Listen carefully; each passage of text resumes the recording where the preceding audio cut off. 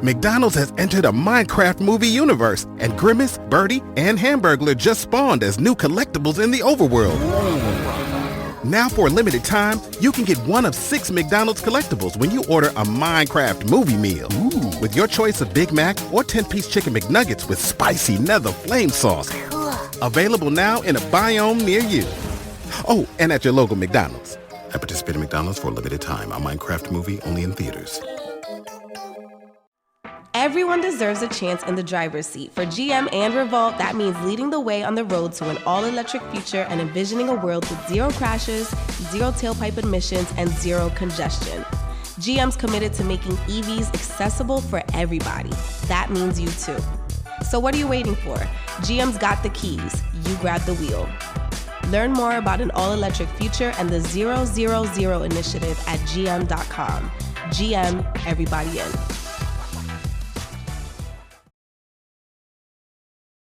What's up, y'all? It's your boy David with Black Wealth Renaissance, and I'm here today to tell you guys about Anchor. If you haven't heard of Anchor, it's the best place to make a podcast. Anchor is a free app that has creation tools that allow you to record and edit your podcast straight from your phone. Anchor also distributes your podcast across all major platforms, including Apple Podcasts, Spotify, and many others. You can also make money on your podcast with Anchor with no minimum listenership. Anchor is everything you need to make a podcast in one place.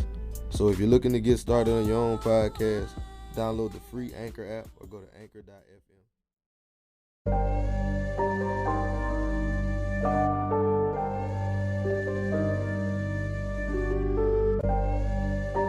Do you know the rules of the game? Yeah. Do you know the rules of the game? I don't care what color. Can you make me 100 million? Let's talk money. Can you make me that? If you can't make me that, I don't want to talk to you. You shouldn't even be at this table. Hey, I got money on my mind. I'm just trying to get some dough. I ain't picking up my line unless it's money on the phone. Gotta get it on the daily. All I want is dubs. You know what I'm on. I've been chasing after paper. All I know is run money marathon. Do 5 years of this and be a millionaire and go on do what I want to do, have kids, go live my chip and joy in a gang life out here in Texas, or struggle for the next 10 years. The choice is yours. What's up, guys? Welcome to the Black Wealth Renaissance Podcast. Our goal of this podcast is to normalize black wealth and share helpful resources and tips we believe will be useful in attaining and maintaining generational wealth. Please feel free to rate and comment on our podcast. We would love to hear all feedback you have. Now, enjoy the show. Welcome, everybody, to another episode of the Black Wealth Renaissance Podcast. Your boy, David Bellard, 1/4 of the Black Wealth Renaissance, checking in with my co-host, Jared. How you feeling, my brother? Man, hey, I'm blessed. I'm happy. It's another Saturday in the world out here, man. We out here making it shake every day. Man. This is lit. This is a great day. We on our second pod of the day. We got a special pod again. We got one of our first in-person guests, man. Hey, Colby, this is great. But appreciate it. Before we hop into it and introduce Colby for real, I do want y'all to know, like, we gotta always say, y'all make sure y'all like, y'all subscribe, rate, comment. If you're a first-time listener, you're a long-time listener, make sure you leave some feedback. Let us know how you feeling. We want to be making sure we're giving y'all the best content possible. Now that we got that out the way, I got to introduce my good brother right here, man. So, y'all, this week on the podcast, we got a young entrepreneur, hustler, investor. Man, it's too much going on, my brother, right? He got the plug, and then he just trying to pass it out to the community. My brother is a business strategist and consultant, and he also has his own nonprofit. So without further ado, I'm just welcome my brother, Colby Boone. Colby, how you doing, man? I'm doing well, King. I appreciate being here with all your listeners.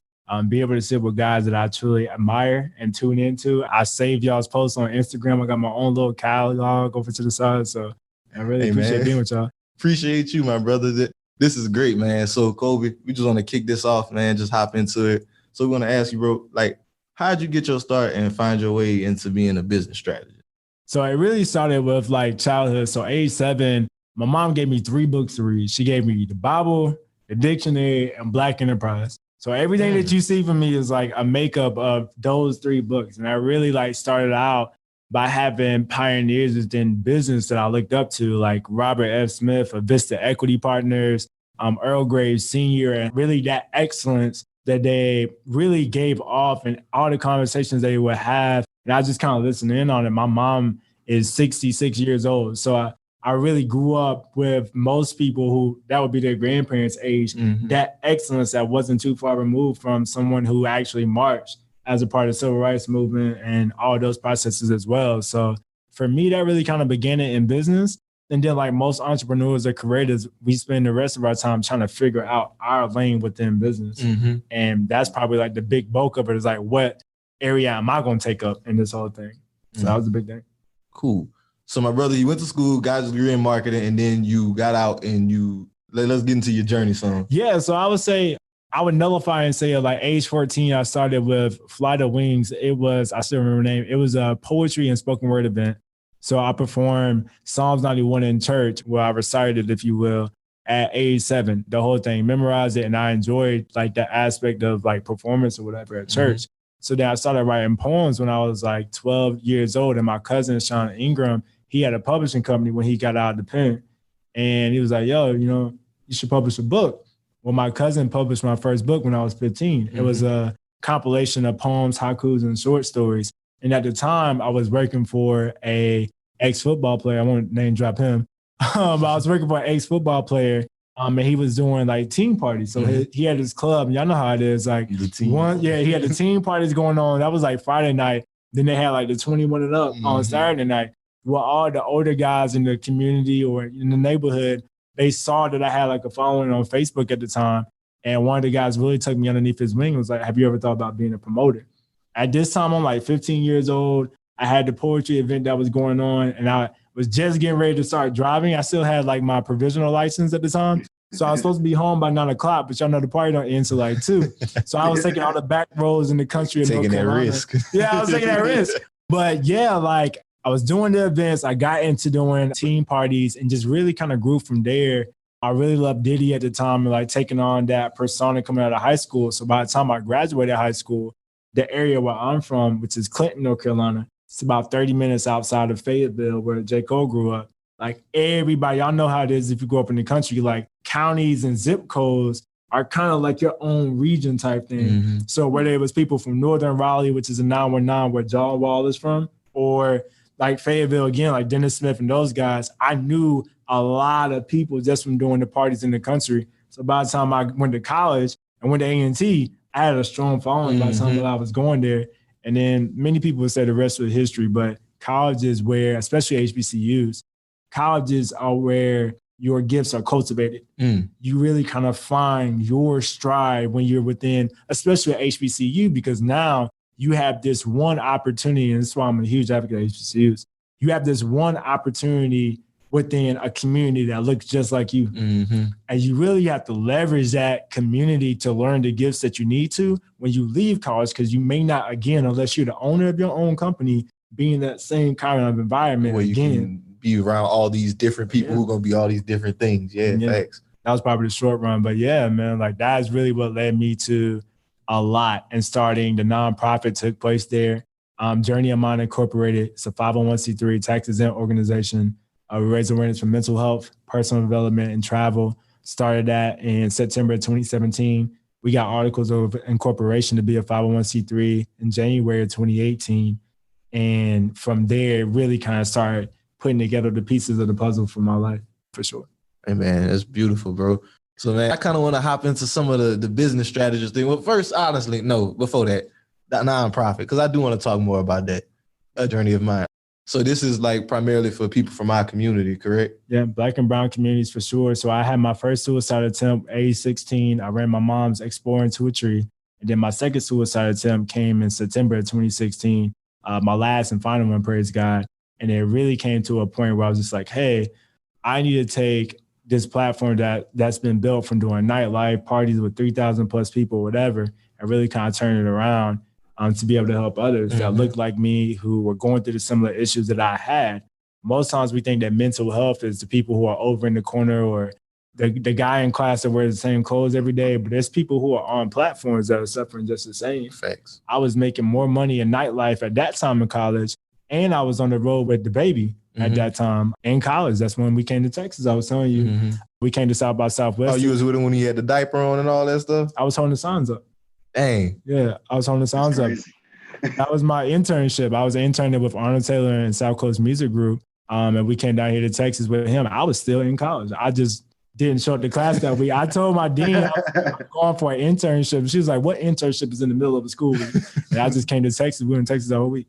Hey, I love it though. Like you made it happen. You went in places, put your face places that it needed to be.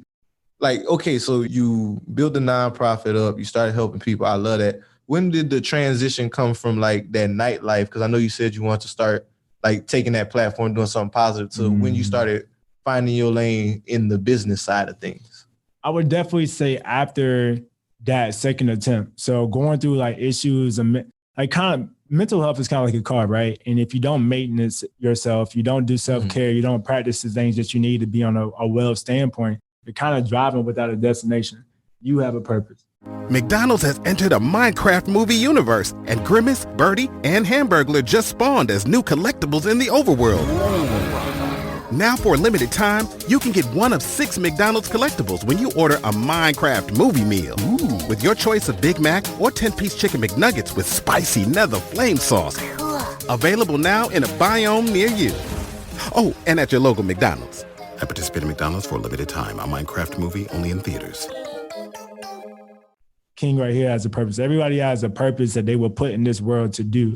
The longer that you stay away from that purpose, the more you're driving in circles. And I think for me, I knew I was driving in circles. I knew I was great at hosting parties and bringing people together and stuff, but you feel so empty. It's 2 o'clock in the morning. Your money room is full of money. You counting with the owners, but you feel empty inside. So I think really for me, after that last attempt, praise God, being able to sit down and say, how am I going to use the time that I have left to make sure that it's the most purposeful and fulfilling time that I have, however long God has for me, is really when it started turning into business, because I learned more from starting a nonprofit first than I did of starting a for-profit, which came second.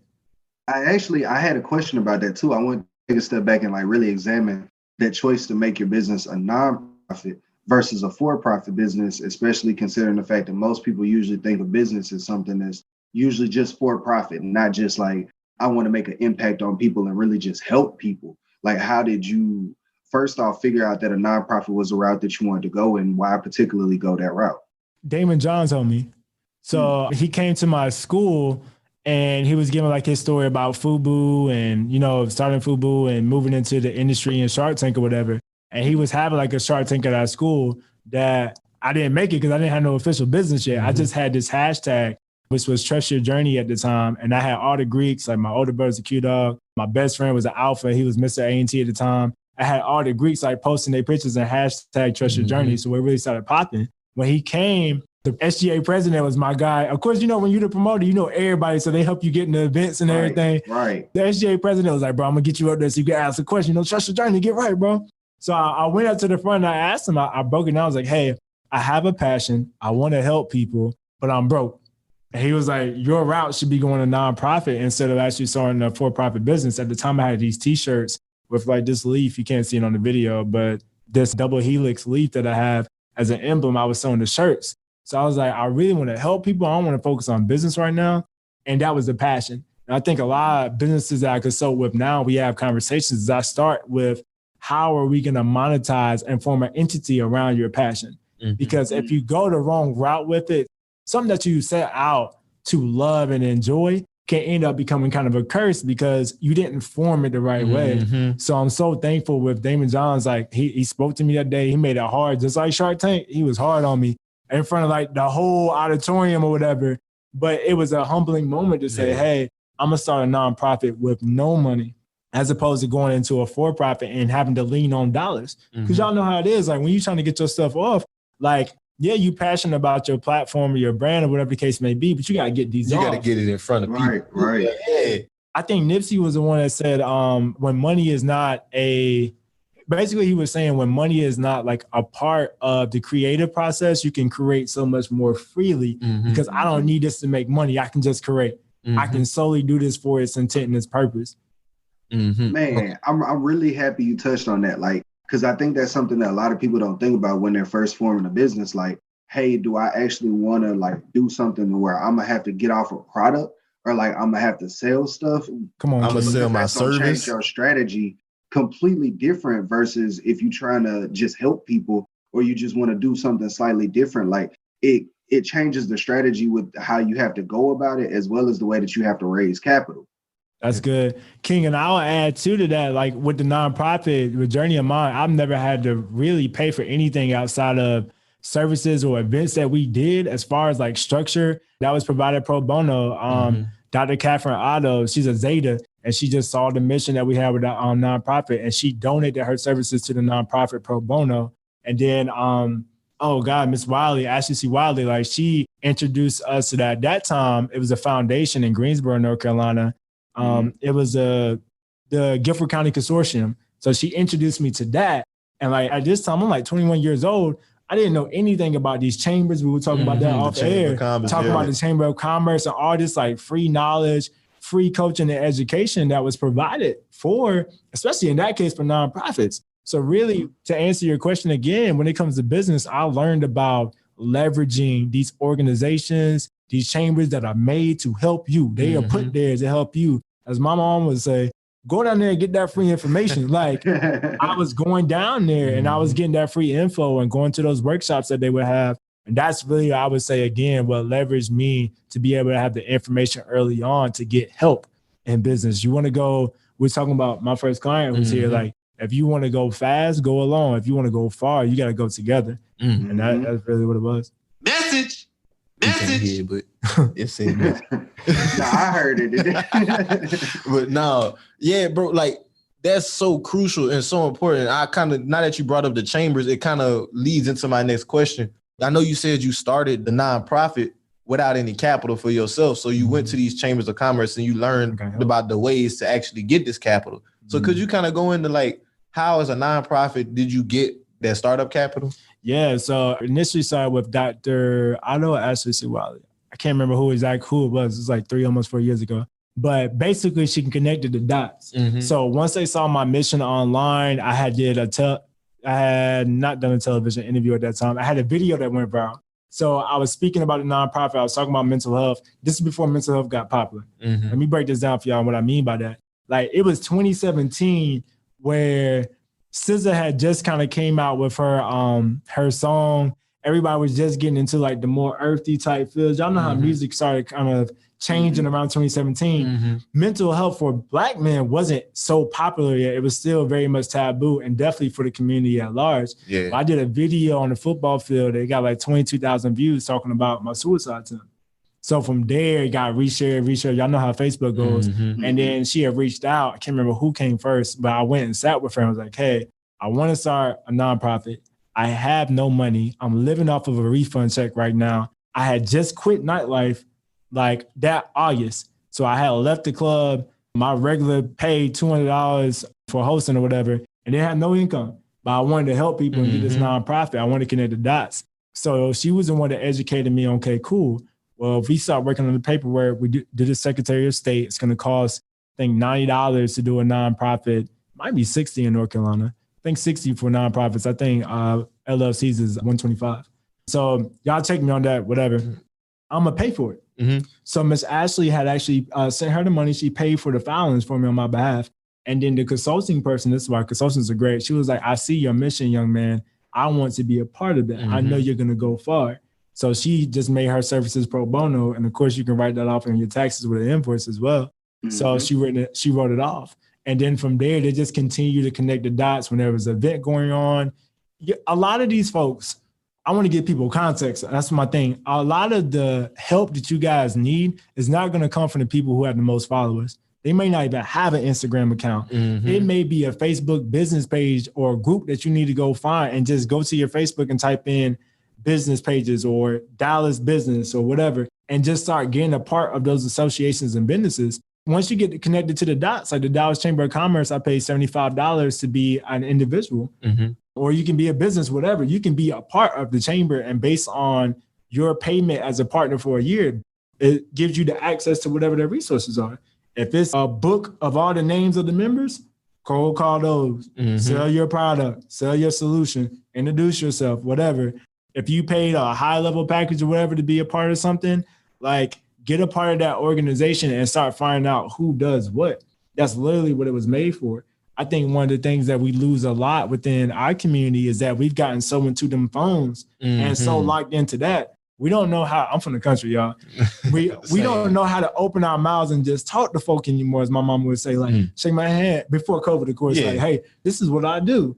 And I had to do that, like looking crazy, broke college student, used to be a club promoter, still smell like the club, like Dolph said, still smell like it. Like at these events with these corporate folks over a $90 million account at that time, what it was in Guilford County. And here I am, a 6'1" black guy in the room. Not too many people that look like me, but this is free. The organization said, pull up, come to this, it's free. I'm eating their little danishes and whatever. I'm enjoying myself and I'm learning. And that's another thing too, King, is we got to get outside of our comfort zone. Real talk. Get outside the, like, just that little bubble of thought. You said a lot of things in there, bro. Like, and just that talking to people. Like, we talk about social media, like BWR, the reason people know of us is through social media. But like that real life interactions and those people that can really help you, like from your journey, you wouldn't on the phone meeting these people. You had to show up to a room and be in this room and physically talk to them people. And a part of your story that I really, really like, I just want to highlight is because like a lot of people, they wouldn't do that, bro. Like putting that out there, going and like just taking your vision without the capital and putting it in front of some people and like making them believe in that. So can you speak to some of that, just like the process with it? Like, oh man, you taking me back today. That's why I love being on platforms, because you get time to reminisce for real. So I was going through so much pain, man. I was going through like so much pain internally, and I wanted to help somebody. Like, and when you're going through therapy or counseling, whether it's CBT, which is cognitive behavioral therapy, or whatever, what the goal of the therapist is to provide you a mirror. I want to give you a mirror to be able to look at yourself.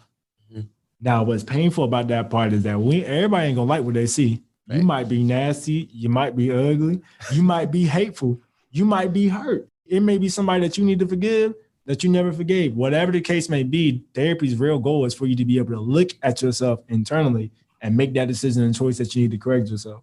Once I had done that within my issues and realized that a lot of problems were caused by myself, I was a knucklehead. I was running away from my purpose again, of what I was really put here to do.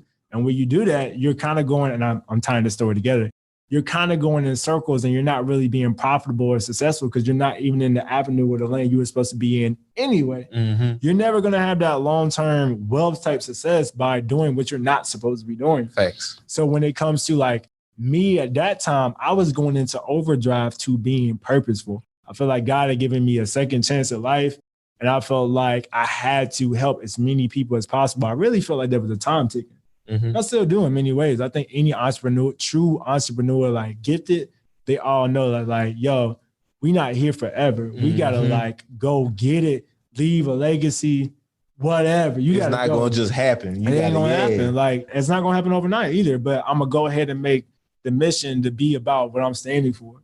So I think for me, I went into overdrive, and I look back sometimes on Snapchat, which is dope about like our era now. Because you can log in, I don't even be up there, but you can log in Snapchat and see videos of me like talking to people about mental health on campus. I had a great connection with the counseling office that had the little tracks. So I would like give them to people, whatever. And I had the t-shirts at the time as well. So I think for me, you have to get hungry, folks. Like if you're listening, you have to get so hungry. Like Nipsey said, you're willing to die behind what you stand for. And that's just it. Like you're willing, like for real, this is what I'm about. This is my mission. This is what I want to do. And as my mother would say, if it isn't a thing, it'll be the thing that leads to the thing. I know y'all have heard that before in the country. And like really what it's saying is that if you get so motivated behind doing something, just something, the natural like courses of life is going to put you into positions with people who are like-minded. People who in the same likeness or the same way are motivated by something as well. You'll get around folk that got stuff going. You got something going, I got something going. Bro, we can get something going together. Like we can get something going together. And I think once you get that motivated and that purposeful along that journey and that path, you'll start to shake up. Ooh, I don't like that. That ain't my thing. You know, that's cool. That's your thing, but that ain't my scamming. That ain't my thing. You know, 2013, everyone's scamming 2013. Like, that's not my thing. That's not my thing. Cool, because I'm locked in and focused on what my thing is. I think you were asking me before we came on. I'm bringing this to answer your question. You were asking me before, like, hey, why didn't you do this? And I was like, there's so many plays I could have ran. There's so many plays that y'all could run right now. Facts. But you won't do it. Not that it's not profitable. Not that it may not be beneficial. Not that it may not be lucrative. It just ain't your play. Right. It ain't my thing. That's cool if that's you, but it's not my thing. And I think our generation has to do a better job on just having that identity piece of this is what I want to be known for. Talk to them. This is what I stand for. This is what I'm about. And cool, I'm good with whatever comes about that because my name is on it, and I'm good with just that. If my name's not on it, it's not something attached to something that's not good or not on the up and up, I don't even want no parts. Hey. Man, you just said a whole hell of a mouthful, Rev, brother. Like, I just want to piggyback on a small portion of that because I really admire something from your story too. Like, I love that you not only found something that you could be behind, but like stood on that. Like, I really want to point out the portion in the story where you was a poor college student and you started turning down money. Like, you started being like, no, this isn't part of my purpose. This isn't what I need to be doing with the club promoting. I'm going to this mental health direction. Like, that's really monumental. And I feel like a lot of people need to like catch that out of the story because it's like not a lot of people would be willing to set down their checks to follow what was actually their purpose. I appreciate that, King. Thank you, man. And I just kind of want to talk about how you mentioned in there, like everything leads to something. Cause that's a theme we like to touch on in this podcast. Cause like everybody, you know, we feel like we waste time sometimes, but there's no such thing as like a wasted experience in terms of like, whenever you do something that it may not have been the most beneficial, but it's gonna help you along your journey. My mind went somewhere, bro. I ain't gonna lie. Ooh-wee. You good. Nah, I think so much and so oftentimes we really make business and life harder than what it is. There are some rudimentary, and again, everybody has their different views and religions and whatnot, but if you go back to the Bible itself, every self-help book that you read takes principles from the Bible. Facts. Period. Every last one of them. Go read Proverbs. You'll be like, dang. What? Wisdom. It goes back to the wisdom. It goes back to like timing. We were talking about seasons earlier, about moving in your season, when it's your time to move. Like when it's not your time to move, when you don't feel it, like there's something that we can't describe when it's, when it's the opportunity, like this is my chance. I got to move. I got to do it now. Cause if I don't, I'm gonna miss my season. And I don't know if I'll get this opportunity again. You got to move right then. Like there's something that if you're tuned in, if you like then, your pineal gland is clean, you eating right, you moving like you need to, you listening with your ear, not just with your eyes. Like you really can undertake that and make the moves that you need to make to like make your legacy and your family great.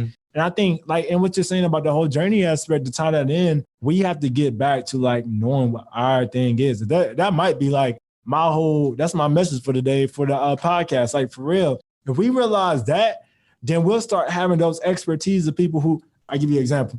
When you go up in the country, right, there's somebody that you know that fixes cars. He don't do nothing else.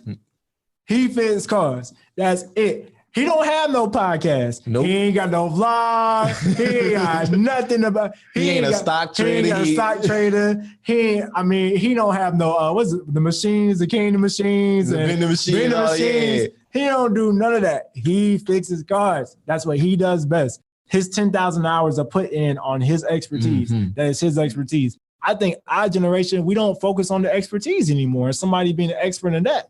You will be beneficial and you will be fruitful in whatever you put your attention and focus in. If you got 10 buckets, one of your buckets is not going to be full because you can't put drops in every one of those buckets beside the bucket that's going to run. You got to choose your horses in your race. So I have a question following with that. With people, how do you suggest that somebody listening to the podcast right now, they might be like, I have so many different talents. I have so many different things that I think that I can do well. How would you suggest that they narrow it down and figure out what is their thing that they need to go behind? It all comes back to one. I'm glad you asked that. What I had to learn within myself is I'm a talker. I've always been in front of people from the time I was a kid. That's why I ended up being a host and a promoter. I knew everybody, but I had the voice, so it was easier for me to move crowds because I know Kobe. Like Kobe came and knocked on my dorm room. Kobe with Galaxy. Well, I know them. Like I know Kobe. I talked to him. Like I think anything that I am a part of that allows me to open up my heart and to open up my voice and speak what's from my heart, I'm always flourishing because that's my gift. That means whether it's a podcast I start, whether it's speaking with young kids at a local community shelter, whatever, that's my gift. I would argue that a painter, no matter what he does with his hands in paint, it could be a mural, it could be something on the ground, like the Black Lives Matter mural that was in DC. Wherever he gets hand and paint, he's going to flourish. Like, I think what happens with us is that we don't really focus on learning what the gift is, because once you find your gift, the purpose is the stream. Gift comes from the on high. Your purpose, what you're supposed to do with that gift, that's the flow, that's the stream. You got to get into the flow. Get into the flow, what you're supposed to be using that gift for. You can monetize not the gift, but the purpose in so many different ways. BWR, platform, brand name, shirts, mentor programs, BWR Academy is coming soon. Like, whatever. You really move with that, but it starts with knowing your gift. This is what I do. This is what I stand on. This is what I do with the gift, my purpose, how I go about it. The business aspect comes formulated later. We like to start the business. We do the business off of a passion, and then we get frustrated when it's not purposeful. And then we let that go. Oh, I got something better for you, King. I got something even better for you. That's good too. We get frustrated when it's not purposeful, and we mistake purpose for fruit. It was never supposed to be that. It was never supposed to be that. You're supposed to be doing what you love because you're supposed to be doing for the glory of something else. Then you got mad when it wasn't making no money, when it was just a season. So now you forfeited the whole promise. You forfeited the whole purpose of the thing because it wasn't fruitful for 2 weeks.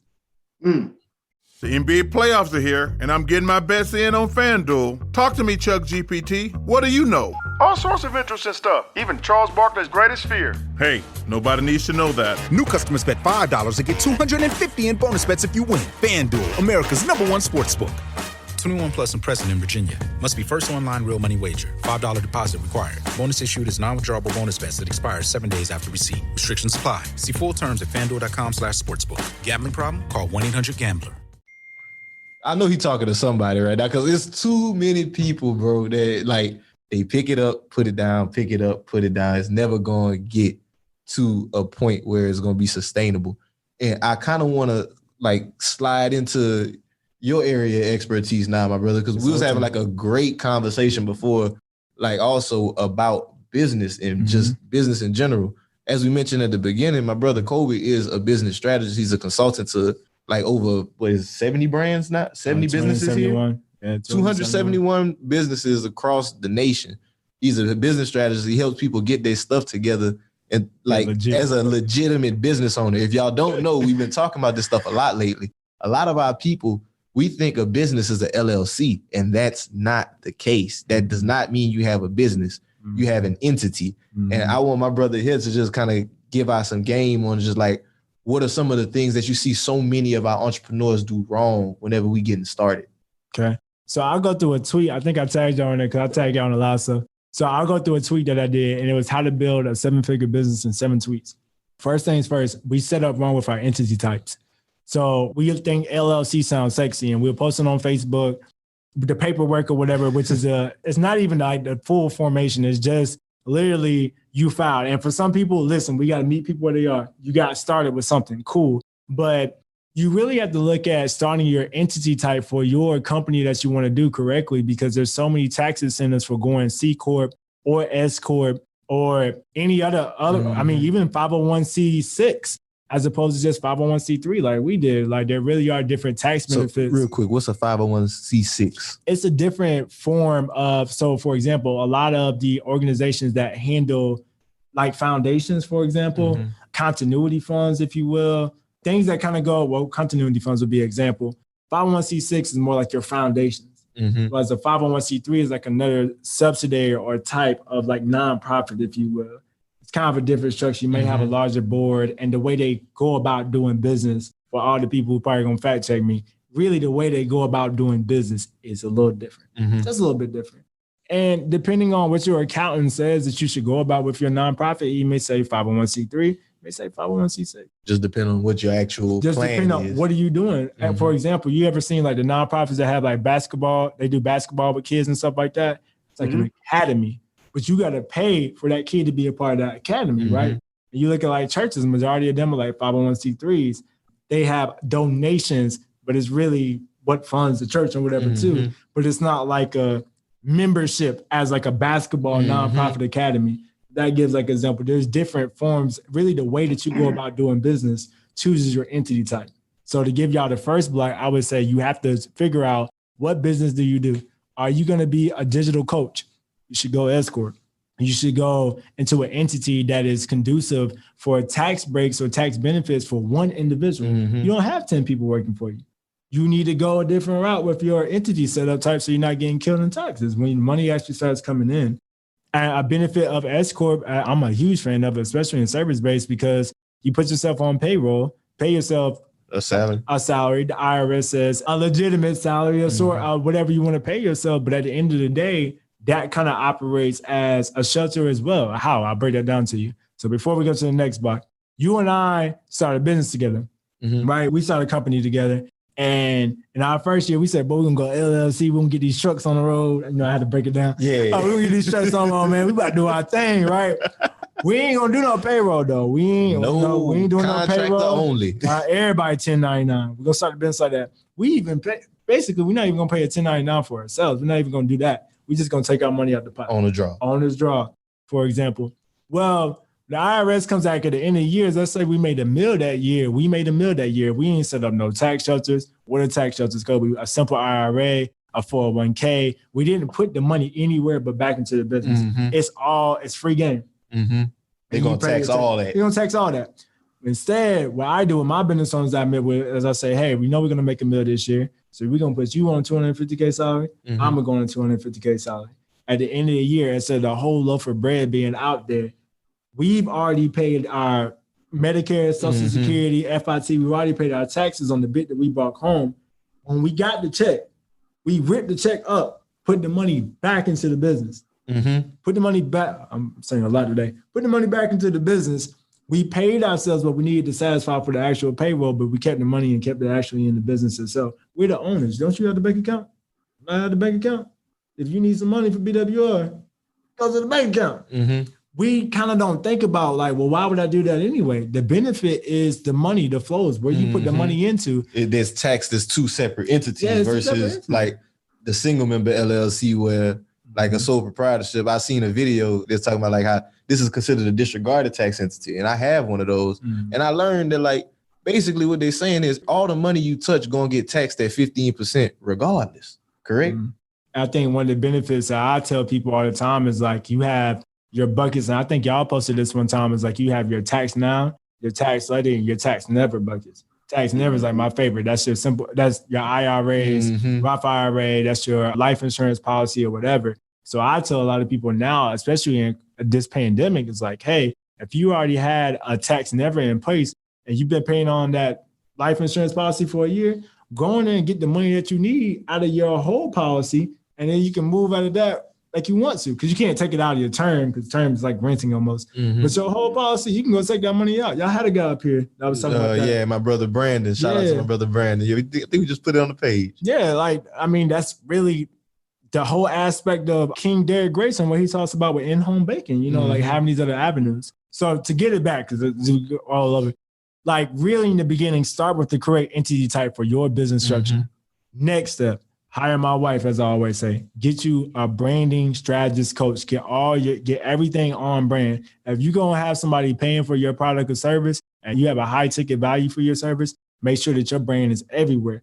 Anything that Master P does, his brand is Master P is the go-to right. He's not leaving anything out there that's unbranded. You're gonna know that it came from him. You're gonna know that it's minority owned, whatever the case may be.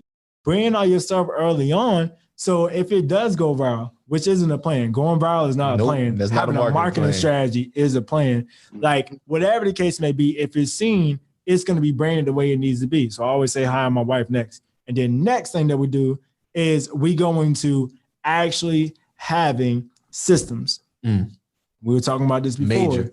Like it's a huge key because without systems, we just have a hustle. Facts. We don't have a business. We have a hustle. We have something that we post inside all the group chats and we ask people to come and buy. And then when they ask you about the website or they ask, can they send you an email? Oh, you can just DM me. You can just cash at me. Just cash at me, DM me, whatever the case may be. No, we get our systems in place. For my coaches and my consultants, get Dubsado. It's a phenomenal platform to be able to use. It's a CRM platform where you can do your invoicing all in one place. I can send out my package proposals. It's a phenomenal platform. If you're not quite there yet, where you can pay the cost for that on a monthly basis, get Acuity. Set up you an Acuity calendar. You can scale that Acuity calendar too. Hey, I had Acuity for a while. Like until you outgrow the platform, like you're gonna have to have different systems and different technologies at every level of your business. Talk about it. Like every level you go to, you're gonna have to have something that can support that more. And that's really when you know the fruit of the business. And that's what really should be driving your prices and your package. It's not just this is my bare bones price of my service or package, but you got to pay for the type of technology that I'm paying for to even be on this level. And I charge based off of that.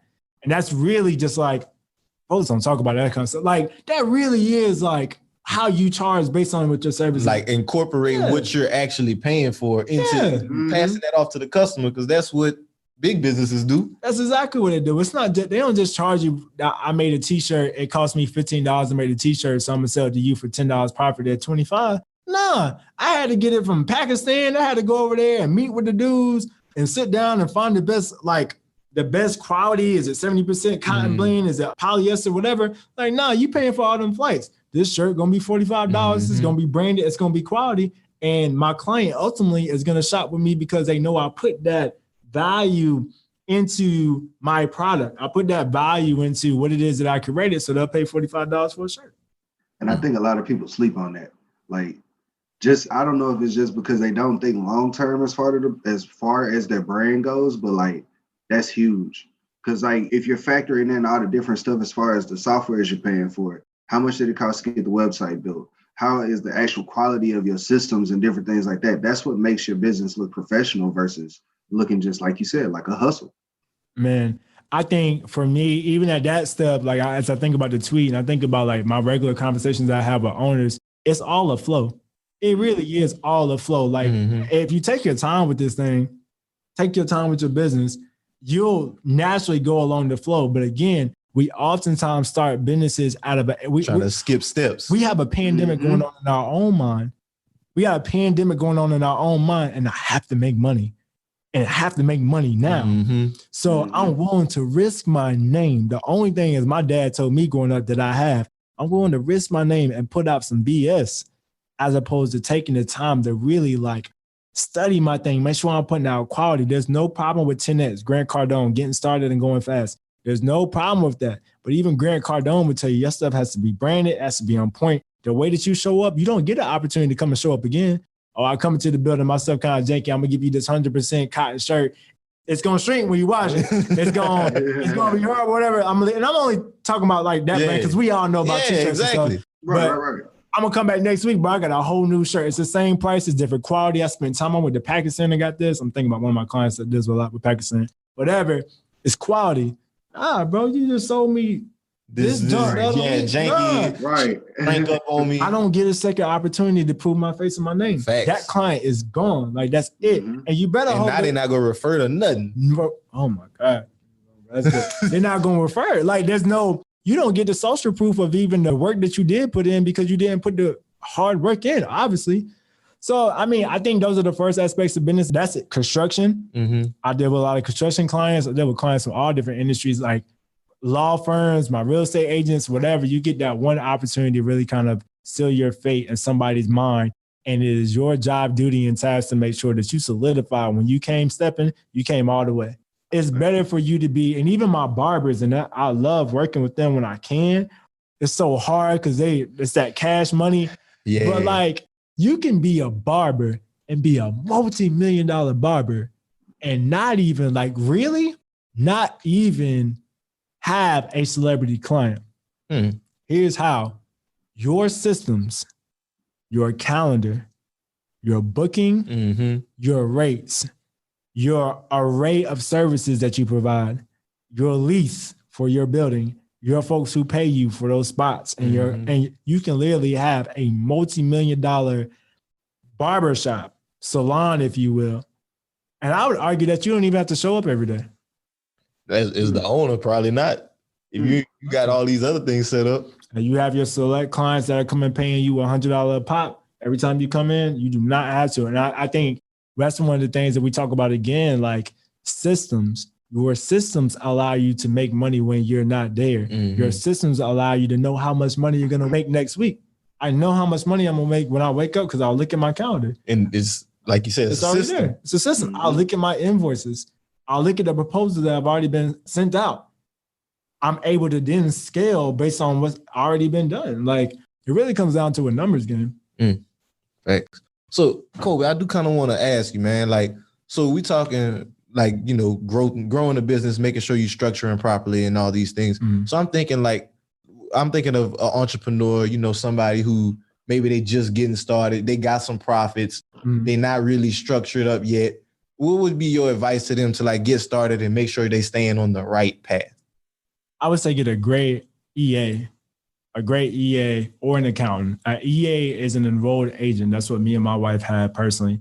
An enrolled agent is the highest designation that you can receive with the IRS. Mm-hmm. EAs used to be really big back in the day. You don't hear about them as much anymore. If you find a good one, keep them. Mm-hmm. You don't hear about them as much as you used to. So we have an EA and we also have an accountant.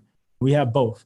My EA is phenomenal. A lot of strategies like paying your kids on payroll, taking advantage of the family help. I wouldn't even call it an act. It's just a policy that you can do, really. Things like that, of that nature, like you can really leverage the knowledge of paying for a consultation with an accountant at any point. I think the biggest thing I would tell somebody who comes to me and we have a consultation and we sit down and they're struggling and going to the next level in business, I would say, God, it's hard. It's hard to say this because most people aren't willing to do it. Like, you have to be willing to let the Band-Aid be pulled back and recognize and know that the solution that may take to heal it may not be something that you know how to do. We leverage our strengths. We outsource our weaknesses. Talk to them. Like, we leverage our strengths, but we outsource our weaknesses. And what that means is that I am an expert of the entire aspect of my business because I have an expert in that area of the business. I don't even have to pay them on payroll. I have them within my area and grasp that if his consultation is $150 an hour, I know I'm gonna get everything I need in that $150 an hour to implement in my business. If this is an accountant, if this is what he does, he's an expert in his field, let me bring in an expert. That, let's say it's a trucker, for example, or logistics, if you will. I'm not an expert in taxes. I'm an expert in logistics. I'm gonna go get somebody that's an expert in taxes. I'm not an expert in HR. I'm gonna either go get a payroll platform that has an HR solution, a part of it, or I'm gonna hire part-time a SHRM certified specialist. That's the highest designation when it comes to HR, who knows about hiring and firing folks, who can run whatever technology that I put in place for the business, because that is that individual's expertise. I'm gonna go and find the experts for the business. Really, the secret to having a 7-figure business is having systems that are set up and conducive to be used by experts within their own area of expertise and craft to make sure that, like tentacles, every arm is strong within the business. There's no weak points. There's no joints that can easily be broken in the business because there's an expert that's over that department. And now with technology and the platforms that we have now, you don't have to have all areas connected totally. You can have an expert in the area who don't know anything about another individual that you have working for your company. They're just an expert in their field. And somebody who's just starting out that has a little bit of profit or some bit of profit, I would start with a strategist. So let me break this down. So like the difference between now, when you look on social media and you look at these folks, you have folks who are strategists, you have folks who are consultants, you have folks who are coaches. I'm all three depending on what the client may need. A strategist sits down with you on a discovery call. I'm a strategist. I'm trying to figure out exactly what it is that you want based off of your questionnaire. What is it that you're looking for? And I'm beginning the process of saying that's where you should go. I may not be the best fit for you. Somebody else may be the best fit. I'm going to point you to that individual. That's a strategist. Or I'm going to point you to, hey, you should try Dubsado. You should try Acuity. You should try LinkedIn Sales Navigator to get more clients in your coaching business. Like, you should get in the group chats, whatever. Strategist. That's I'm not really making you do anything. Yeah. I'm giving you, I'm an outside pair of eyes looking and like, okay, this is where I see you can boom, boom, boom and make something better. I'm giving you the directions to get there. When I'm a consultant, I'm sitting with you instead of saying, hey, a strategist says, hey, it's at the light, turn left, you'll be there. As a consultant, I'm pulling out that map with you.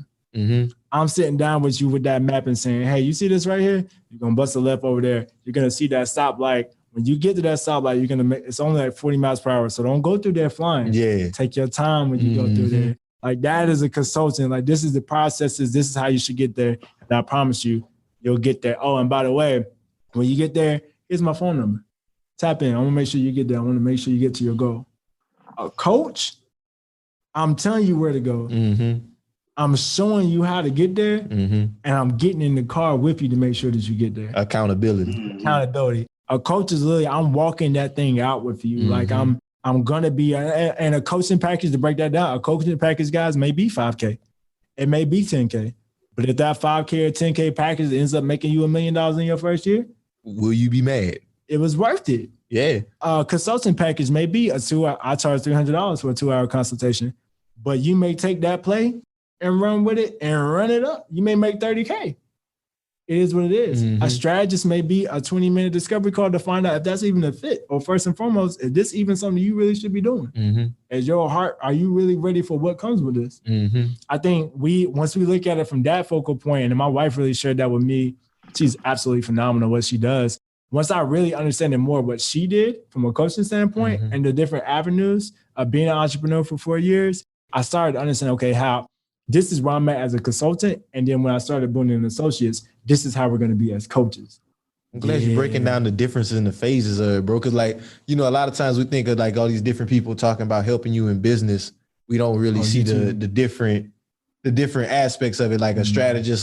So I like that you broke that down. And I really want to like talk about it some more, because what you're talking about right now is something that's so crucial and so pivotal. And we spoke on it before, was like the lack of Black business owners really wanting to invest in that business into those types of people, like really wanting to take that time and putting that money up. We had a guest, episode 78, Tyron McDaniel. The name of the episode is Invest in Expertise. And he was sharing a message similar to what you're saying. It's like, you can't build a business off free game in YouTube University. You can come and read on Black Wealth Renaissance all day, but you can go watch YouTube videos all day. But you, at one point, if you want to see traction, growth, and all that, you're going to have to invest in somebody like my brother's saying, a consultant, a coach, somebody who has a grander vision than you, because as an entrepreneur, it's easy to get tunnel vision. Whenever you're the one that's really trying to do the work and trying to figure out everything with your business, you may not see something that somebody with an outside pair of eyes can see. And we really need to like get into that bag more, just like investing in people. I think one thing that's so important that you share on that point of getting back and investing in the people is you're investing in the results. Like, I think we kind of look at it as, I can't pay somebody $5,000 to sit with me for 7 weeks, or like one of my 12K packages. So I can't pay somebody $10K to sit with them for 14, 16 weeks. But it's like, don't you hate your job? Ooh. Ain't you tired of like having to spend a year making only $35,000 a year? Like, you got to kind of look at it that standpoint and say, I'm not investing in, I am investing in a person's company, but more so I'm investing in my own future. I'm investing in my own expertise, and I'm investing in the credibility of what this person has and does, that I've seen what they can do for another client. That can be me too. Like, a lot of times what happens in these like early stages, couple of weeks of a coaching package that a client may come to me for, or whatever, is I'm really working on giving them the expertise that they need in their area, but I'm trying to convince them that they're worth it. I could believe that, bro. I'm trying to convince them that, hey, you can charge this for your expertise. You are worth this. Like, that is a lot of our businesses. We really don't know our own worth and identity in our business. Even with the owners, you're early on trying to work on that part from a coaching standpoint with those individuals. Most times the consultations are with folks who are already high net worth individuals, but the business blew up so fast. COVID happened and things, boom, bigger than we could have expected, or a huge growth spurt, or you secured your first government contract and you need a purchase order now for $1 million to be able to secure the contract. Like, whatever the case may be, like, now we're having a conversation to aggressively in that consultation get to the solution that you need to secure the bag. But those coachings, like, that is where you're really getting into the nitty gritty. And that's the beautiful thing I was telling you too, is that you as a consultant or a coach, your credibility rests on like your first big client. Like it really having your first 7-figure, 6-figure client, 6 figures huge, but like your first 7-figure client, because we think $1 million is so much, it's not really a lot. In the grand scheme of things. It's not a lot. But your first 7-figure client as a coach is so huge because that's the social proof that people can tie to. Is like, hey, this person can now speak on my behalf and say, hey, he's good. This is what he did. This is what it meant to my business. And I think, again, to tie it back into what you were saying, we got to stop looking at just, I'm paying somebody this amount. And look at our lives ourselves. Turn that mirror. Mental health. Let's go mental health. Turn that mirror back on yourself and say, am I worth it? Am I worth taking the sacrifice and risk now that could change the latter half of my entire life? Thanks. If I'm going to spend this much on Louis, Fendi, Prada, booths, bottles, Ace of Spade, whatever, trips, all these things, all this, like, how can I make my life better here where I'm at every day? Instead of trying to escape. And so, and that's deep. And you in this every day, though. Like, you've seen this every day. You hate this. Every day you hate where you live. Every day you hate your job. Every day you hate your kids. Like, it's you trying to escape without a plan. It's not going to work. Not going to work. Got some mind up. Whew. So, just a question from, like, I guess with your experience with your clients and stuff, who was one of the first, I don't know if you're at liberty to give us exact names. Maybe you could tell us the story, but like, can you tell us one of your first clients that had like that break that it was like, cool, my brother, this can be my social proof? My brother, he right around the corner. Like, so like Alpha Choice Construction, Jimmy Bodies was one of my like first clients that broke through. We celebrated him 2 weekends ago. His first huge year, 7-figure year. I can talk about him because this is my brother. I can talk about we're about to get Jimmy on the pod soon. I just want y'all to know he literally in the building with us. I can talk about him if I want to. That's my guy. Like, I think like him, for example, that was so huge to me because it was somebody I really gravitated with, I really rock with. I can say that I met that was right here in Dallas. You know what I'm saying? I think every entrepreneur has different avenues of what they do, like whatever. And he has a lot of things going to. But when you lock in, again, like we were talking about, this is my thing. What's up, everyone? It's Boss Britt. And it's DJ Excel. If you're a fan of the queer culture and lifestyle, then be sure to check out and subscribe to the No Homo Show. We're a show that shares true stories that are uncut, funny, relatable, and of course gay from a lesbian's perspective. That's right. Brought to you exclusively by the Revolt Podcast Network. This is what I do. Like, that is so huge for individuals. And I know now even him, like he's so about giving back. Like he's huge. He's a member of Alpha Fraternity Incorporated. He's like really huge with giving back. And it's just dope to be able to be a part of somebody else's journey. Like we always talk about like people's successes and whatnot. And we kind of talk about it from a sense, like I can't wait for mine. Mm-hmm. But I think as a generation, as the people, we have to really celebrate those who do it the right way, who took the steps, who went the harder route. I forgot what that song was called, Harder Way. Oh, yeah. Like, Therese Deshawn, like who went the harder way with it and they did it. Like celebrate those type of kings. Mm-hmm. Like those are the people we want to tout. So I can definitely say him. I'm one of the first. And I have like, I got 3 or 4 that's in the, they on the way. It's like, they on the way. We got to see first if this shutdown is going to happen. I know it's going to happen. It's just a matter of when it's going to happen. I'm waiting. I'm kind of waiting on that type of that stuff too. I'm trying to see. I don't know. I think it's going to be January for Texas. Y'all governor was kind of big talking. He said, man, Texas open, man. I don't know what y'all talking about. I don't know, man. We got to see. Like I said, I got a couple folks in the cut that's like tinkering on it. They about there, but like the pandemic and shutdown and stuff too, that's kind of like looming over it as well. If they're not in the digital space, like if they're not in the digital space. If you was digital when the pandemic started, man, that's. Yeah, but then too, you look at like construction industry, boom. Really? Logistics, boom. Yeah. Logistics, I completely. Logistics, boom. Like when everybody was rushing and taking all the food off the shelves at the grocery stores and stuff. Got to get more in the store. Man, people who had them trucks, people who were doing Amazon freight, like, man, I know a couple of people who were doing Amazon and then freight and then Amazon with the drop shipping. Who doing the drop shipping part too? Yeah. FBA. Yeah, I was trying to get it now. I couldn't get it out. But like FBA,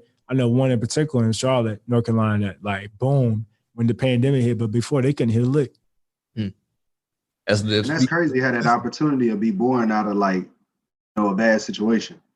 I forgot who it was that said, I think it was Sun Tzu, The Art of War. It's one of my favorite books. Man, that's a great book. One of my favorites, man. I think it was Sun Tzu that was talking about in every distress. It depends on what version you're listening to the book. And it's a hard read. Every distress is an opportunity or something like that. Like in every victory, there's still some loss. Like, look at how many people that we know who are celebrities or whatever, and they pop, but then somebody passed away or something. Like it's just a part of the season, man. It's a part of life. I like how you bring it back to that, bro.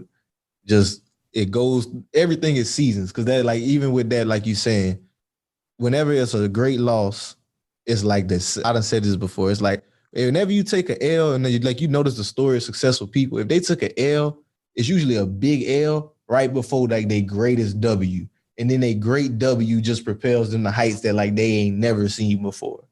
It's all just a season.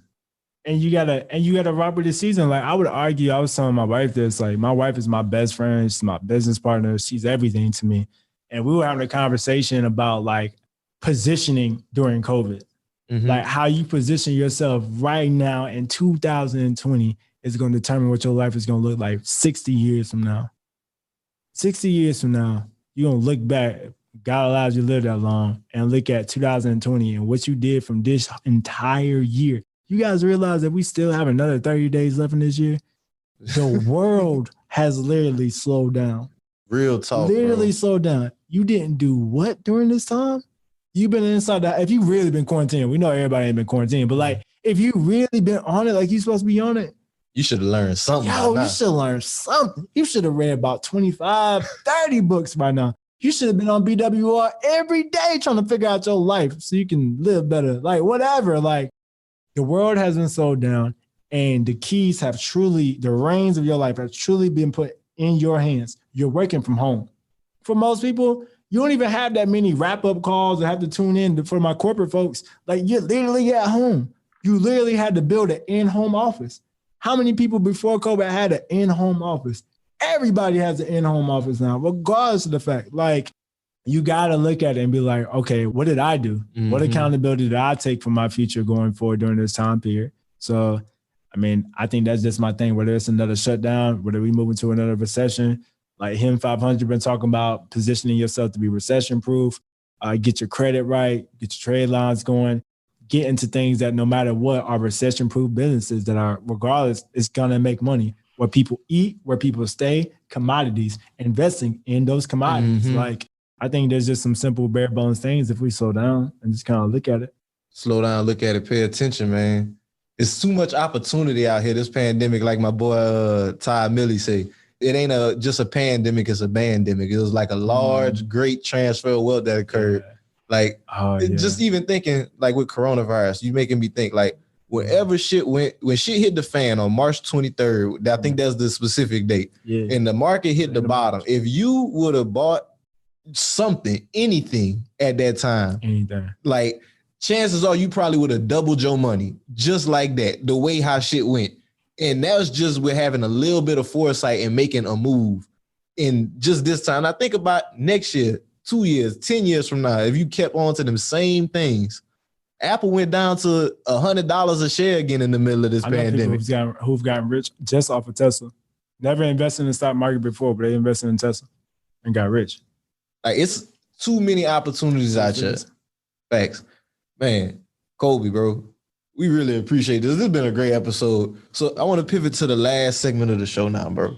So I want to ask you, what's something on your timeline that you want to speak on, my brother? It could be anything. So I'm super huge on like building a company with my wife with Boone Associates. So we are going to start doing like a 7-week challenge for couples. I love that. So it'll be engaged and married couples, because oftentimes with like businesses, you, like in our case, we both came in as entrepreneurs and business owners into our marriage, but everybody doesn't flesh and mesh well with their actual spouse in business. It's just a reality. So we're actually going to have the 7-week challenge that coming up. It's going to start off in January, where we really like bring engaged and married couples in. And we do it that way because these are folks who already have some level of commitment to each other. Dating is, I mean, it's great, but until... man, I can't slide in there, man. I got my girl, man. I want to come see what's popping. Hey, man, I'm trying to get all my friends married. Come on, so we can do it. It's dope, you know, doing the married thing together, the couples together. This thing right here is serious. Like, this thing is serious. That holds a lot of weight for men, too. You got to lead. You got to lead for real. So I'm excited about us doing that because we're allowing the opportunity for people to really see kind of how we move in the inner workings of our marriage as well as coaching and business to make sure that people are like changing their destiny for their kids growing up. I believe you cannot have a successful marriage and not have a successful business. It really is two in the same. It's a covenant, but it's two in the same. So that communication aspect is really transferable over to business as well. So I'm excited about that. We are continuing to do our VIP days as well. So my wife has been doing some amazing stuff with it. Really virtual. We're having an 8-hour session. Literally, that's when you pay for the ticket. We are with you for 8 hours, walking that thing out from A to Z in your business, whether it's branding, website design, whatever the case may be. We're really walking that thing out for you. So even since COVID, we've had to make a pivot, of course, with the in-person stuff. Y'all know Texas is crazy right now. But really excited about continuing to just educate people and plant those seeds with the way that we go about our coaching, the way that we approach it, because you have people like the success stories I shared today that, man, listen, it may not be for everybody, but that one somebody, and think about their kids, think about their family. Now. Change the whole trajectory. Change the whole trajectory. So it's all worth it, man. I love it. Man, man. Hey, fellas, my brothers, if you engaged, I'm not engaged. Come on, man. I'm not engaged yet. I ain't gonna lie, I ain't engaged yet. We about to make a year. But look, hey, if you a brother, you trying to be serious with that. Like my brother said, you trying to lead, you trying to get into this business stuff. I'm definitely about that challenge, man. I love that. I love that initiative. Because that's another thing I think we don't talk about enough as Black people, as Black men, that role of leadership as a man. And I love that you touched on that, bro. Man, I'll make sure that I get whatever marketing collateral we have. I'll get that over to you guys because, man, we got, especially, I'm a huge advocate for men. I know we got a lot of stuff going on in the world, and I've been that guy. I've survived 2 suicide attempts. I know how it is as men. But as Black men, man, if we start having more conversations and opening up about, man, this is how you're supposed to do this, young blood. Like, this is how you're supposed to walk this out. This is what this looks like in conversation. You don't do this with your queen. You move like this. And we would have more sustained and fulfilled men growing up that won't just go and give their bodies away for all these women, this, that, and the third. We would have more, what do we say? We would have more people who are whole. We would have more men who are whole and they moved that way. And I wasn't always that guy. Yeah. I can't sit here and say that either. But I think if we do that, it's going to extend over into business. It's going to extend into family. You're going to see kings out there with their kids in the park more. You know what I'm saying? With their whole family more units together. I think it's going to be a beautiful thing. Their finances is going to be tight because now you know how to move as a unit. If two, I think the Bible says, how can two be together if they're not unequally yoked? If they unequally yoked, you can't, you got to be equally yoked in business with people too. Like it's the same. It's the same dynamic, man. I don't want to hold y'all forever, but I'm huge on the family dynamic. We have to unlearn and relearn. We got to implement new strategies. We got to do things a new way. So the next generation post-pandemic in the world don't have to come up the same way we did. And us dealing with the same childhood traumas, dealing with all the same things same thing your granddaddy went through. Your daddy went through, and you the same way as Willie Earl. You just keep repeating, just like Willie Earl. That's a cut your ass name right there. Just like Willie Earl. But yeah, man, we got kings. You gotta take it serious. That's the best investment I've made. Message. I had to give it to my brother again, man. Hey, nah, that's a real one though. That's a real message. Like that was a deserved one. Like I had seen some things in this past week that just made me real proud, just of Black men in general, like especially the ones that I know that are in business. Like I met one that he had bought his wife, or bought his baby mama a brand new car for, them to be able to ride around in and stuff just through what he had been doing with flipping houses and stuff like that. But she needed that, you know what I'm saying? They needed that so that they could travel safely. And him being good in business and knowing exactly what he was doing or not knowing exactly what he was doing, but figuring it out allowed him to be able to provide that for him. Like I met another one who was in trucking and he was able to provide different things for his wife because she worked at the same kind of similar job as me. But I just see a lot more Black men being able to be great and be in that provider role in our generation because of the fact that they're being exposed to all this different information and becoming better businessmen as well. I think that's huge, King. And the fact that you we're able to recognize that and see that this week, all within a week, I say everything happens in numbers, man. Like if I see something 2 times, I know that third time coming, I need to make a move. So I don't know if you married yet. That might be your signal, buddy. I don't know. That's what it is. That's what it is. That's my signal. I was going with it. Oh. I didn't know. He caught me off guard. I ain't gonna count. But honest got you, man. Listen, when you, that's honest got you, man. I know y'all trying to give you up here, but I'm telling you, bro. Like when you take that step and you got somebody who their interest is no longer a self-interest. Your best interest is their best interest. Mm-hmm. Even a friend don't move the same way as somebody you sleep in the bed with. They got to be on one accord with you. They got to be. When somebody books a discovery call on KeithsandTilford.com, it don't matter. That's still my discovery call. Somebody books on either one of our independent subsidiary websites, whatever. That's our client. Man. It's a partnership. It's a partnership. People don't really move like that, bro, like they should. For real. Amen. How you going to be unequally yoked with who you put your body into? Ooh. And you expect to be fruitful. Oh my! Oh, and bro, you just touched on something because like I do want to talk more about that concept too, with manhood. So like one thing, whenever like growing up, a lot of times with manhood, your idea of it is that actually, is how many women, 100%. How many women I can sleep with, how many. It up. But then like once you learn, it's kind of like I had a moment like you, whenever you said you felt unfulfilled. Mm-hmm. That's what I realized all that is for you. And that's the trick I feel like that is played on us as men. And that's like what leads to us devaluing that family structure. Cause like we don't want to take on the responsibility and the idea and that fullness that comes with being with a single partner. It's glorified to be a hoe, basically. Mm-hmm. I ain't gonna call it no pimp. You're a hoe. I mean, I think one thing too, I was telling, because I'm one of the first of my group of friends who came out of college that were I had friends that were Greeks, the top athletes. You know how it is when you in college, you a co-promoter. You in your booth, I'm in mine, you cool, I'm cool too, whatever. I think one thing that I share with a lot of my guys is that you have to get your champion, your woman. I wanted a dark-skinned wife, so I got a dark-skinned wife. That's no knock to anybody else, but I wanted what I got. And I sought after what I got. I wanted a woman who already had a business. She was business-minded. I married a business owner. If I wanted something, I shouldn't go settle for something less than what I wanted. Why is it that women can be the only ones that have standards, but guys don't have standards for themselves? And I can't hold you to the accountability of the standard that I set. And if not, then I'm not the guy for you. That's fine. That's cool. We have to get back to holding those standards as men as well and demanding that. And then understanding if that person can't move to that caliber or that rate, one, it may not be the season, but two, it may not be the person. But you can't get settled and locked in. And then now I don't want to get all in this. But then now she's pregnant and you with somebody that you never truly loved to begin with. Don't create another family and make a mistake or whatever and starting a family that you never intended on finishing and going the long route with. So as kings, we got to hold ourselves accountable. We got to be, if I see you married, you my guy, we out at night, and I see you flirting with the waitress and it's just the guys tonight, and you like, bro.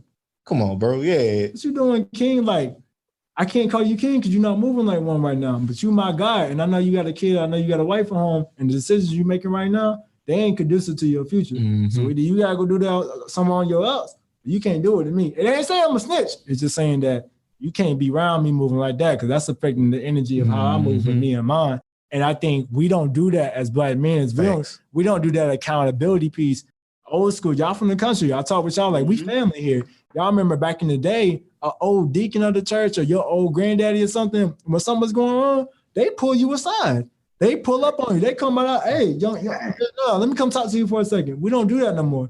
We got to stay cool. People don't want nobody talking to their children other than them. Don't want nobody talking to you, whatever. And I get it, but at the same time, as a man, again, as a king, you got to answer to something that's on high because you have somebody that's expecting you to lead. If you don't have no mentor or nobody older than you to hold you accountable, if you knocking your wife's head around the house or whatever, if you don't have nobody to answer to, then who's she gonna call? The benefit of that is that I now have a community. It takes a village, right? It takes a village to continue to help a family. Like she knows she can call the guy who married us, our married life group, led Bible study I was telling you about, whatever. Like, hey, Colby, you didn't get it right. Somebody gonna pull up on my door. Hey, not. What's up, King? Let me holler at you real quick. And you want that accountability because you're gonna have to have that in business too. Facts. You know who it's called in the business? The Internal Revenue Service. They gonna be there. They gonna follow for you. They will hold you accountable. Honest God, true. 5-6 years later. They at your door with it. Hey, already. Honest God, true. Or the police. Thanks. So, I mean, I think that's just my thing, man. I know we didn't want to get off on that, but like, honestly, when I come and talk to y'all, I'm on y'all's story every day. I'm wrestling everything. It's like family when I come here. And I think those are some very like elementary, basic life principles that people forget about stuff when they move into business. Like, I've literally sat with people who could not close 6-figure deals because they would not marry. Talk about that. Because people they always act like it's not a real thing, but it is a real thing. Married men make more money typically. Man, listen, there are people, especially in Dallas. Dallas old money. Go over there to Highland Park. That's old money. That's not new money over there. Frisco is new money. Highland Park over there is old money. I've sat in meetings and I've been in places and spaces with individuals who are having those kind of conversations, and there was no other reason why the deal didn't get closed. There was no other reason why it didn't come across the board until the person started asking, like, how are your kids? Where your kids go to school? How long you been married? When you deal with people who like billionaires, like, and I've only met like a few that are close to billionaire. I know plenty of millionaire homeboys can call them, but I'm talking about folks who have that caliber of money, like Eric Thomas was talking about one of his podcasts. Like, you start dealing with people who care about your values. And I trust you with this kind of money. Have you committed to something? How do you take care of your kids? Oh, y'all separated? Cool. What school your kids go to? You better know it. How often you see them? How old is your youngest? How old is your oldest? Like, when you start getting into those kind of conversations and stuff like that, they want to know your life because they want to know, if I'm getting in partnership with this, how you going to stay committed to me? Is this little bit of money going to turn your character? Or whenever something else happens, you could just... That little sweet thing going to make you act. You know what I'm saying? Like, they want to know that. And a lot of people, like I said, like, we don't get that until we get into business, until we get to those levels again, that we start having those conversations. But that's the honest to God truth, bro. It's like, what's your character? Like, Nipsey even said that, like, a lot. Like, what's your code? A lot of the reason why Nipsey went the way he did and did what he did, I feel like it's because he lived by a code. Facts. He lived by a standard. Like, regardless of what people disagree with, he had a code and he stuck by it. You can respect it. True. Man, this has been just amazing, my brother. I love this episode. I'm glad we had this conversation. This is a conversation we don't have on this podcast often, but we need to more. And I'm glad you pushed it here. So, Colby, my brother, I just want to say thank you so much for coming on the pod, bro. Can you please let the people know, like, I know somebody that listen to this thing, they want to know how they can get in contact with you to work with you, my brother. So can you let them know where they can find you at on social media, how they can get plugged in with you and your services, how they can get plugged in with you and your wife's challenge that y'all got? Just plug it all in, my brother. For sure. So you can check us out at Colby, COLBY, Boone, BOONE.com. My wife's website is KHEISTON, Keyston, last name Tilford, TILFORD.com. I changed that last name 3 months ago. Boone Associates, you can get in contact with us for the challenge. Book a discovery call.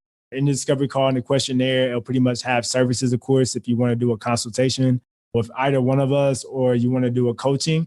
But throughout the actual questionnaire, you'll be able to say, hey, I want to be a part of the program that you guys have coming up in January. Me and my fiance, whatever the case may be, or husband and wife, we'd love to have you. That is the goal that we have, is being able to change the trajectory of families. And we believe it starts within this dynamic. The decisions that you make now will change the latter half of your life. So visit colbyboone.com or keystontilford.com.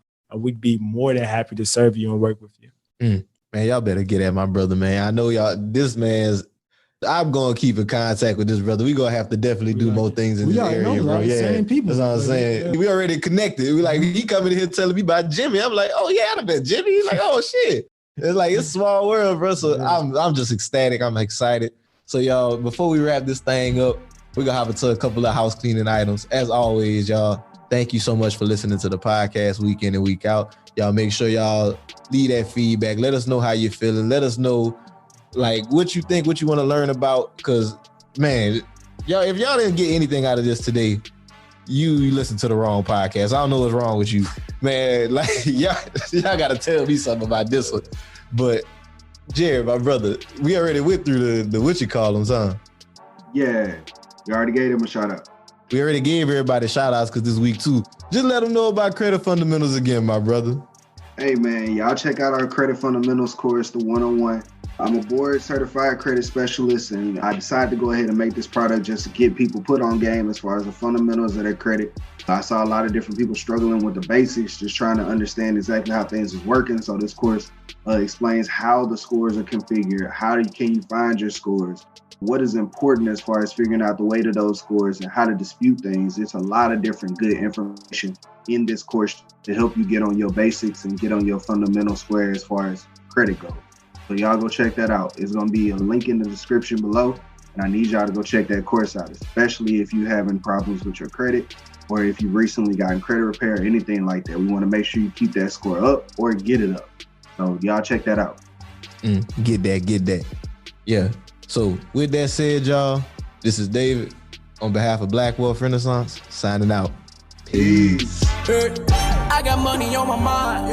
I'm just trying to get some dough. I ain't picking up my line unless it's money on the phone. Gotta get it on the daily. All I want is dubs. You know what I'm on. I've been chasing after paper. All I know is run money marathon.